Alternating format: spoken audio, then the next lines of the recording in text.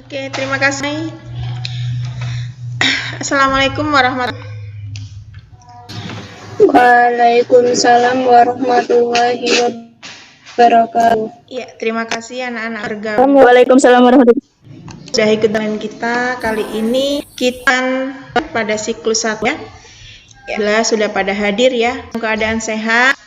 Kita kali ini akan melanjutkan novel yang kemarin. Tadi kita menganalisis unsur kebahasaan, kemudian yang kedua kita akan merancang novel atau novelit dengan memperhatikan isi dan aspek kebahasaannya dengan tujuan pembelajaran. Kalian setelah belajar ini nanti kalian mampu menyusun novel berdasarkan rancangan, sedang berikutnya kalian mampu mempresentasikan atau mengomentari dan merevisi unsur-unsur intrinsik dan kesan novel dan hasil penyusunan novel.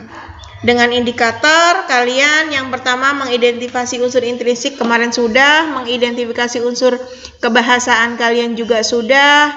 Kemudian kita lanjutkan yang ketiga, kita akan menyusun novel berdasarkan rancangan, dan yang keempat kita akan mempresentasikan atau mengomentari merevisi unsur intrinsik dan kebahasaan novel dan hasil penyusunan novel.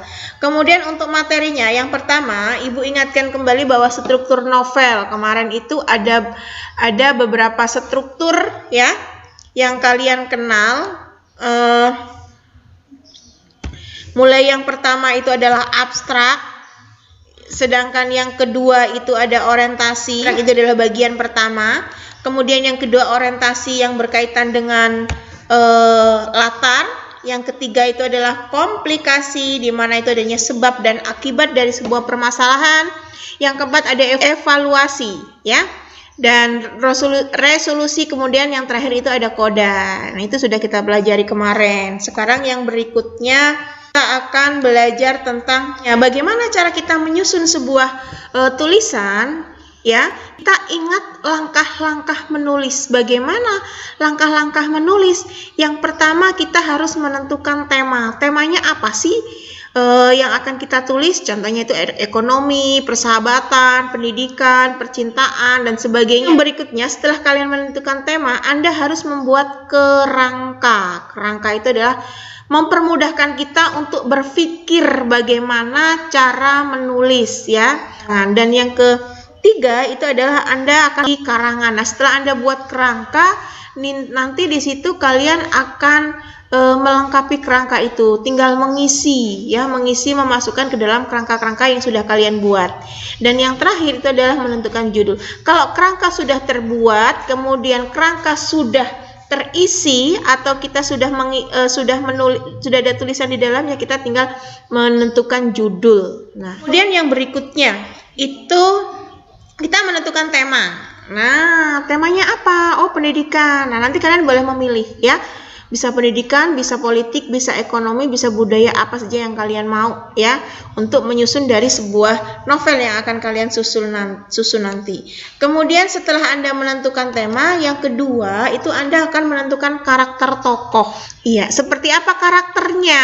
Kemudian di situ ada contoh Rinem. Rinem ini sosok yang seperti apa sih? Oh, ternyata dia itu adalah seorang gadis yang cantik, lugu, kental dengan budaya Jawanya. Tokoh yang kedua itu ada Peter. Oh, Peter adalah pemuda yang gaul, tidak punya etika. Nah, kira-kira seperti apa sih orangnya? Nah, nanti itu kalian bisa gambarkan dan kalian masukkan dalam cerita itu sesuai dengan kerangka yang ada. Dan yang ketiga itu adalah Aisyah.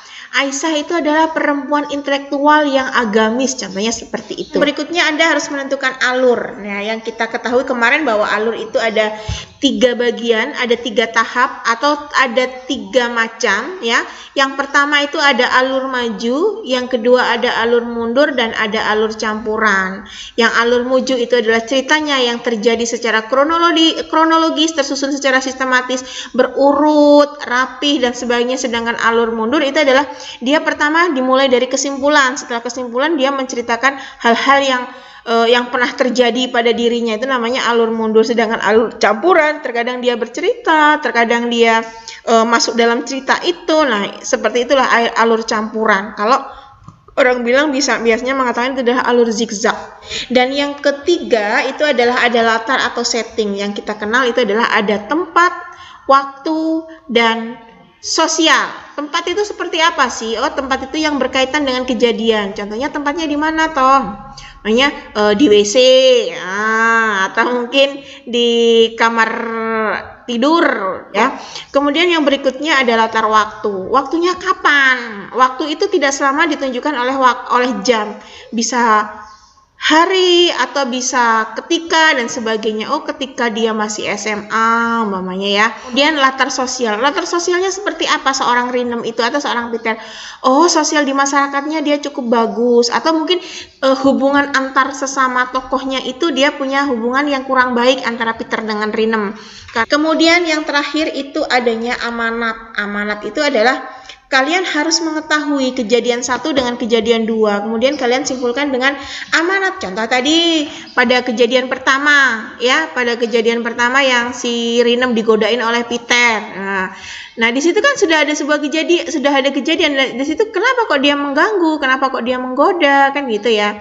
Nah, dari kejadian itu nanti bisa disimpulkan, oh, kejadian yang kedua di mana? Oh, kejadian yang kedua ternyata di situ dia bertemu dengan si Aisyah yang tidak mudah digoda. Nah, jadi di situ sudah bisa disimpulkan dari amanat itu, ya, bahwa jadi sosok perempuan itu ya bagusnya itu bersosok yang umpamanya dia itu sosoknya itu tetap agamis, tetapi tetap memiliki kesopanan atau tetap menciri khaskan tentang budayanya, contohnya seperti itu. Kemudian di situ sudah Ibu ada contoh latihan di form, ya. Ya, nanti kalian bisa menentukan judul di situ. Kemudian judulnya apa? Tapi sebelumnya sudah Anda buat, ya, tema-temanya yang seperti tadi di atas.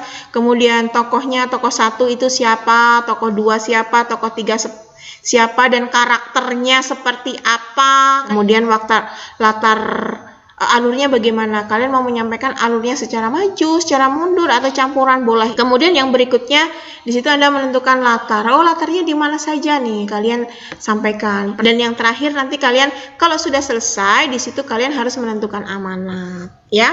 Nah, selesai menentukan amanat, nah nanti di sini kalian tentukan tema, kemudian buat kerangka. Kerangka 1 bisa menghasilkan 1 paragraf. Kerangka 2 bisa menghasilkan 1 paragraf atau 2 paragraf juga boleh sebenarnya. Tidak semua bahwa dalam kerangka itu tidak harus kerangka 1 paragraf. Bisa saja kerangka 1 bisa 2 atau lebih dari 2 paragraf itu boleh. Mudah kan cara membuatnya? Nah, ada yang kan? Sudah cukup paham? Ya, sudah, Bu. Sudah bisa dipahami dengan yang Ibu jelaskan? Sudah. Iya, paham, Bu. Sudah, Bu. Paham ya cara menulis novel?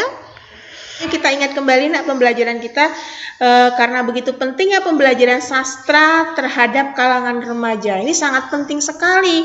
Bagaimana si remaja itu mau bernalar tinggi kalau dia tidak suka sastra? Karena sastra itu adalah memancing kita untuk bernalar tinggi. Ibu bagi kelompok ya, Nak, ya? Iya, Bu. Iya. Iya, Bu. Pakai nomor urut absen saja biar lebih mudah. Nomor urut 1 sampai nomor 5 Iya. itu buat novelit. Nomor urut 5 sampai dengan 8 itu buat novel ciklit. Ya. Nomor 9 sampai nomor 12 itu kalian bisa membuat novel song light. Dan yang nomor 13 sampai nomor 16 itu nanti kalian bisa buat novel dewasa. Ya. Ada pertanyaan? Tidak, Bu. Tidak cukup? Bisa dimengerti, Nak? Bisa. Bisa, Bu. Oke, terima kasih pembelajaran kita novel kali ini. Ibu berikan waktu 1 minggu untuk membuat novel. Nah, kalau tidak ada pertanyaan, terima kasih Ibu ucapkan. Jangan lupa jaga kesehatan. Mudah-mudahan kita bisa bertemu di Google Meet 3 hari ke depan. Sampai di sini Ibu akhiri. Wassalamualaikum warahmatullahi wabarakatuh. Waalaikumsalam warahmatullahi wabarakatuh.